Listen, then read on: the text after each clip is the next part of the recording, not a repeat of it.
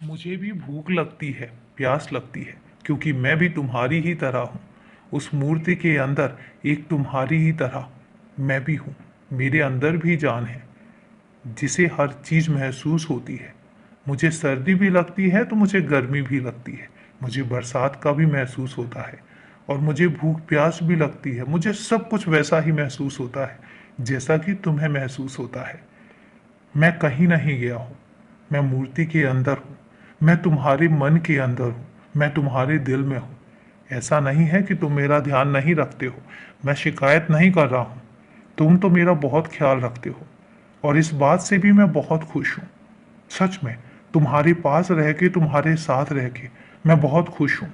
मेरे खाने का भी तुम बहुत ध्यान रखते हो। तुम्हें पता है कि मुझे किस समय खाना चाहिए। मुझे तुमसे कोई शिकायत नहीं है, कभी मैं शिकायत करूंगा भी नहीं, क्योंकि तुम बहुत प्यारे हो। तुम मेरा ध्यान भी रखते हो और तुम मेरे बच्चे भी हो।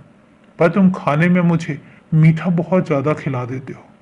कई बार तो इतना मीठा हो जाता है कि मुझे फिर बुरा लगने लग जाता है। अब मैं तुमसे कहता हूँ, मुझे कुछ नमकीन या कुछ चटपटा खाने का भी मन कर रहा है।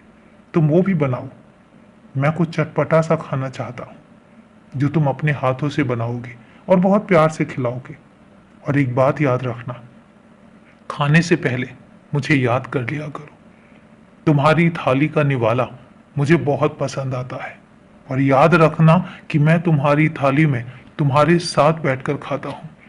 तुम्हारा जो भी खाना होता है उसमें मैं अपने आप को शामिल करता हूँ, तो इसलिए वो जो खाना तुम खाते हो तुम्हें कभी भी नुकसान नहीं करेगा, कभी तुम्हें हानि नहीं पहुंचाएगा, क्योंकि उसमें मेरा आशीर्वाद छुपा होता है, क्योंकि उसका पहला निवाला मेरे अंदर गया होता है।